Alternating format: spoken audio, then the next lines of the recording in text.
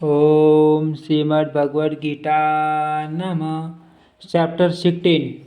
श्री भगवान बोले, भय का सर्वथा अभाव, अंतःकरण की पूर्ण निर्मलता, तत्व ज्ञान के लिए ध्यान योग में निरंतर ढूंढ स्थिति और सात्विक दान, इंद्रियों का दमन, भगवान देवता और गुरुजनों की पूजा तथा अग्निहोत्र आदि उत्तम कर्मों का आचरण एवं वेद शास्त्रों का पठन पाठन तथा भगवान के नाम और गुणों का कीर्तन, सर्वधर्म पालन के लिए कष्ट सहन और शरीर तथा इंद्रियों के सहित अंतःकरण की सरलता, मन वाणी और शरीर से किसी प्रकार भी किसी को कष्ट न देना, यथार्थ और प्रिय भाषण, अपना अपकार करने वाले पर भी क्रोध का न होना, कर्मों में कर्तापन के अभिमान का त्याग, अंतःकरण की उपरति अर्थात शीत की चंचलता का अभाव, किसी की भी निंदारी न करना, सब बुद्ध प्राणियों में हेतु रहित दया, इंद्रियों का विषयों के साथ संयोग होने पर भी उनमें आसक्ति का न होना, कोमलता, लोक और शास्त्रों से विरुद्ध आश्रम में लज्जा और व्यर्थ चेष्टाओं का अभाव, तेज समाज धैर्य, बाढ़ की छुरी एवं किसी में भी शत्रु भाव न होना और अपने में पूज्यता के अभिमान का अभाव,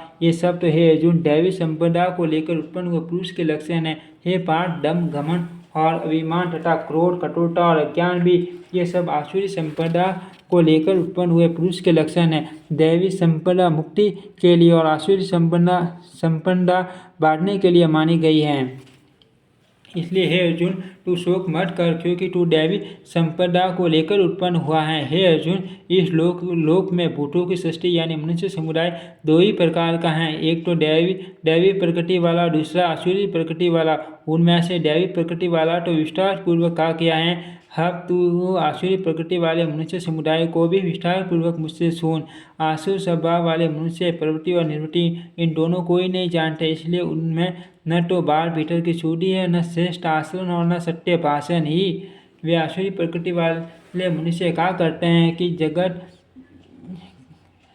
आश्रय रहित, सर्वथा असत्य और बिना ईश्वर के अपने आप केवल स्त्री पुरुष के सहयोग से उत्पन्न है, अतएव केवल काम ही इसका कारण है, इसके सिवा और क्या है। इस मिथ्या ज्ञान को अवलंबन करके जिनका स्वभाव नष्ट हो गया तथा जिनकी बुद्धि मंद है, वे सबका अपकार करने वाले क्रूर कमी मनुष्य केवल जगत के नाश के लिए ही समर्थ होते हैं। वे दम मान और मद से युक्त मनुष्य किसी प्रकार भी पूर्ण न होने वाली कामनाओं को आश्रय लेकर अज्ञान से मिथ्या सिद्धांतों को ग्रहण करके भ्रष्ट आचरणों को धारण करके संसार में विचरते हैं तथा वे मृत्यु पर्यंत रहने वाली असंख्य चिंताओं का आश्रय लेने वाले, विषय भोगों के भोगने में तत्पर रहने वाले और इतना ही सुख है इस प्रकार मानने वाले होते हैं।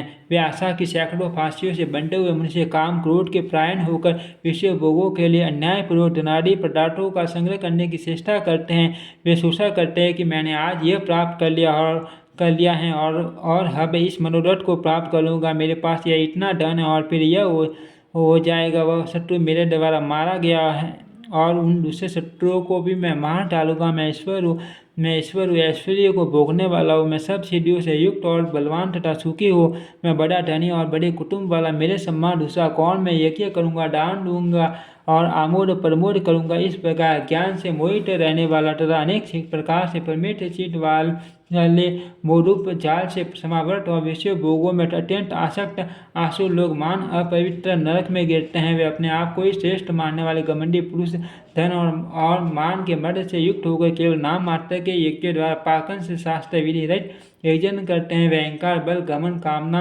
और क्रोधादि के प्रायण और दूसरों की निंदा करने वाले पुरुष अपने और दूसरे के शरीर में स्थित मुझ अंतर्यामी से द्वेष करने वाले होते हैं। उन द्वेष करने वाले पापाचारी और क्रूर कर्मी नराधर्मों को मैं संसार में बार बार आसुरी योनि में डालता हूँ।